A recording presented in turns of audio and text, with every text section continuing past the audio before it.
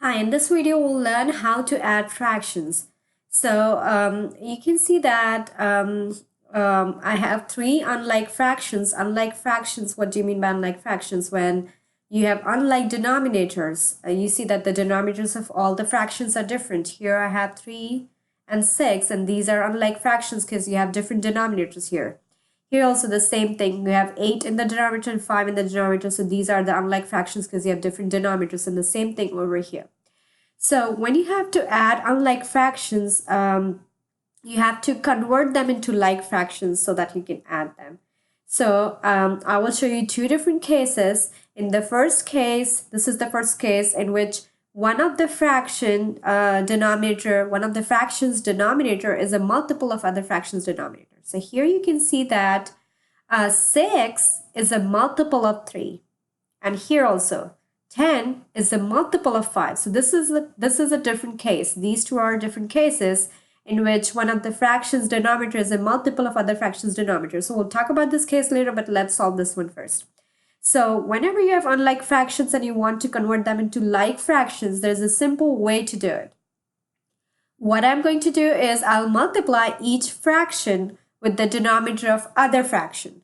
So I'll multiply this fraction by the denominator of this fraction, which is 5, and I'll multiply this fraction by the denominator of this fraction, which is 8. So you multiply each fraction with the denominator of the other fraction. So you just multiply by the denominator of each other.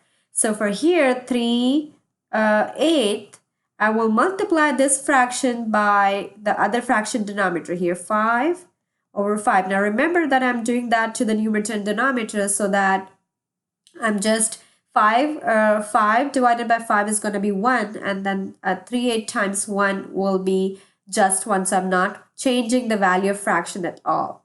I'm just trying to make the denominators equal. Then I have the plus sign in between. Then I have 2/5. Now I will multiply this fraction by this fraction's denominator. So I'll multiply 2/5 by 8 here. So 8 over 8. Then I will just multiply the numerators and then the denominators. So 5 times 3 is going to be 15. 8 times 5 or 5 times 8 will be 40. Plus 2 times 8 is going to be 16. And then 5 times 8 is going to be 40. So I have got here now, you can see that I have same denominators. Now remember that in addition and subtraction of fractions, you never add or subtract the denominator. So the denominator will remain same. It will be 40.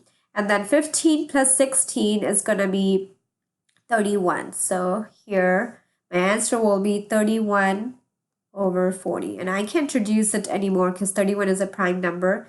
So this will be my final answer. Now let's look at this case. Now here, as I told you that if one of the fraction is a multiple of other fraction, here 6 is a multiple of 3. So if this is the case, then instead of multiplying both the fractions by each other's denominator, we can just multiply one fraction. So here we multiplied both the fractions by each other's denominator. But here, since 6 is a multiple of 3, we will not be multiplying both the fractions. We can only multiply one fraction and make the denominator equal, and I'll show you how to do that. So here, 2/3 plus 1/6.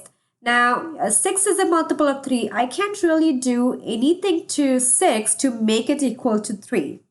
Well, you might think that I can divide that by 2. But usually when we're adding or subtracting fractions, we are not talking about the division. We're not talking about division. We are only talking about multiplication to make the denominators equal. So we can't do anything to 6 to make it equal to 3, but we can multiply 3 by 2 to make it equal to 6. So here what I'm going to do is I will just multiply this fraction by 2. So I'll multiply this fraction by 2 over 2.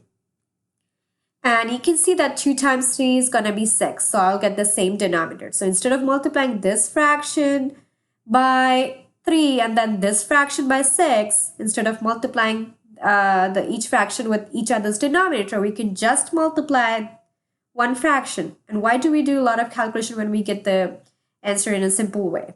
So Now let's go ahead and multiply the numerators and denominators. So 2 times 2 is going to be 4, and 2 times 3 is going to be 6, plus 1/6.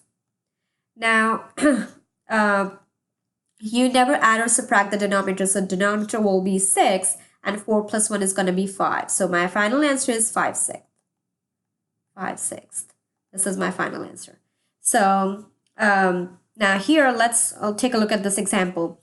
Here also we have the second case in which one of the fraction, fraction's denominator is a multiple of other fractions denominator. One of the fractions denominator is a multiple of other fractions denominator. So here 10 is a multiple of 5. So what we're going to do is, instead of multiplying both the fractions by each other's denominator, we can just multiply one fraction. Now, you need to think that you can't multiply anything into 10 to make it 5. But you can multiply something into 5 to make it 10. So look here. So this is 3/5. What do you multiply into this to get the denominator 10? Well, I can just multiply this by 2.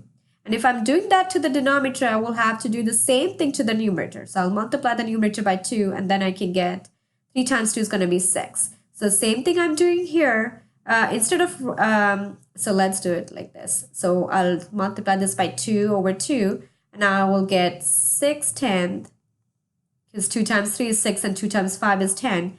And then I have plus 4/10. Now 6 plus 4 is going to be 10. And then, as I told you, that you never add or subtract the denominator, so the denominator will be 10.